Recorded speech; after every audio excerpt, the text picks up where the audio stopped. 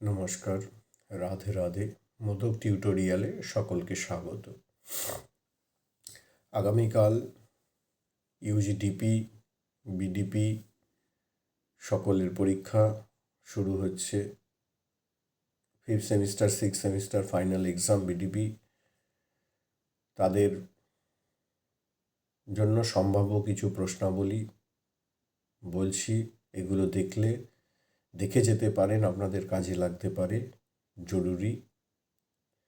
যদি প্রয়োজনীয় মনে হয় তাহলে আমার চ্যানেলটিকে সাবস্ক্রাইব করবেন, লাইক করবেন, শেয়ার করবেন, আমাকে প্রেরণা দেবেন যাতে আমি নতুন নতুন ভিডিও আপনাদের জন্য উপস্থাপন করতে পারি।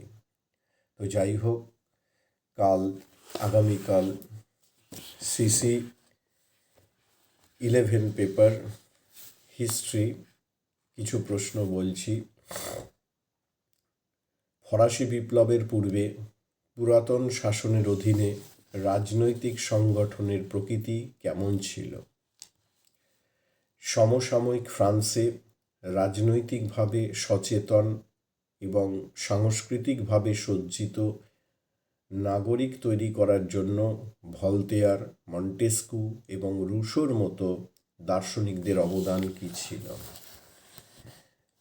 3 নম্বর, কিভাবে বিপ্লবী সময় নতুন আবির্ভূত ফরাসি রাজনৈতিক সংস্কৃতি, শিল্প ও সংস্কৃতি ফরাসি সাহিত্যের অবিচ্ছেদ্য অংশ হয়ে উঠেছে?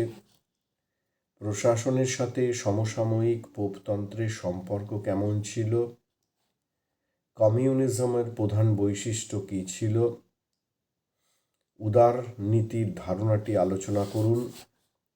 6 নম্বর, 1789 সালের বিপ্লব কি সমাজ ও অর্থনীতিতে আমূল পরিবর্তন এনেছিল? 7 নম্বর, মধ্য ইউরোপে নগরায়নের প্রকৃতি সম্পর্কে একটি নোট লিখুন। 8 নম্বর, শিল্প বিপ্লব কি গ্রামীণ অর্থনীতি ও সমাজ পরিবর্তনে সফল হয়েছিল? ব্যাখ্যা করুন। 9 নম্বর, প্রাচীন শাসনের অধীনে সমসাময়িক কৃষকদের অবস্থা কী ছিল? প্রত্যক্ষ গণতন্ত্রের সঙ্গে জ্যাকবিন গ্রুপের সম্পর্ক কী ছিল? 11 নম্বর, নেপোলিয়নের অধীনে ফরাসি সাম্রাজ্যের প্রধান বৈশিষ্ট্যগুলি কী ছিল? 12 নম্বর, রোমান্টিসিজম কি? 19 শতাব্দীর ইউরোপে এর প্রভাব কী ছিল? 13 নম্বর, জুলাই রাজতন্ত্রের পতনের কারণ কী? 14 নম্বর, বুর্জোয়া উদ্ভবের কারণ ব্যাখ্যা করুন। 15 নম্বর, কেন রাশিয়াকে ইউরোপীয় রাষ্ট্র হিসাবে বিবেচনা করা হয়নি? 16 নম্বর, শিল্প সমাজ কি নতুন নারীর জন্ম দিয়েছে? 17 নম্বর, শিল্প বিপ্লবে উদ্ভাবক উদ্যোক্তাদের মূল্যায়ন করুন। 18 নম্বর, জার্মানির একত্রীকরণে বিসমার্কের ভূমিকা মূল্যায়ন করুন।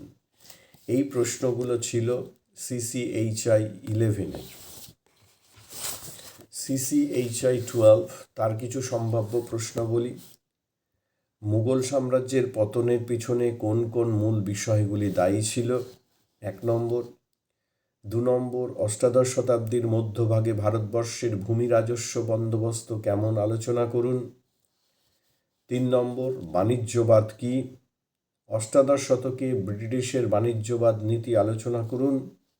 4 নম্বর, ইঙ্গো মারাঠা প্রতিদ্বন্দ্বিতার প্রধান কারণগুলি কী ছিল? 5 নম্বর, ব্রিটিশ সাম্রাজ্যের জাতিগত দৃষ্টিভঙ্গি এবং আদর্শের বিরুদ্ধে ভারতীয়রা কি কোনো প্রতিরোধ গড়ে তুলেছিল? 6 নম্বর, চিরস্থায়ী বন্দোবস্ত প্রবর্তনের পেছনে উদ্দেশ্য কী ছিল? চাষিদের অবস্থার ওপর এর কী প্রভাব ছিল? 7 নম্বর, উপনিবেশিক ভারতের শিল্প বাণিজ্যে বাণিজ্যিকীকরণ নীতি ভারতের সমাজে ও রাষ্ট্রে কাঠামোয় কী প্রভাব ফেলেছিল? 8 নম্বর প্রশ্ন, বিভিন্ন ব্রিটিশ নীতি ভারতীয় গ্রামীণ সমাজ ও কৃষি কাঠামোয় কী পরিবর্তন এনেছিল? 9 নম্বর প্রশ্ন, এজেন্সি হাউস কোন প্রেক্ষাপটে গড়ে ওঠে? এর পতনের কারণ কী ছিল? ইস্ট ইন্ডিয়া কোম্পানির একচেটিয়া বাণিজ্য ভারতীয় অর্থনীতিকে কিভাবে প্রভাবিত করেছিল? 10 ঔপনিবেশিক ভারতের শিল্পায়নকে কি সীমাবদ্ধ শিল্পায়ন বলা উচিত হবে? নীল বিদ্রোহের কারণ ও গুরুত্ব আলোচনা করুন। গ্রুপ বি, 1 চিরস্থায়ী বন্দোবস্ত বাংলার অর্থনীতিতে কি প্রভাব ফেলেছিল? 2 অষ্টাদশ শতাব্দীর মধ্যভাগে মুঘল পন্ট লাইনগুলি কি কি ছিল?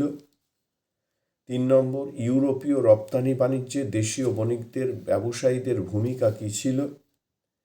4 টিপুর সঙ্গে ইংরেজদের সম্পর্কের উপর একটি টিকা লিখুন।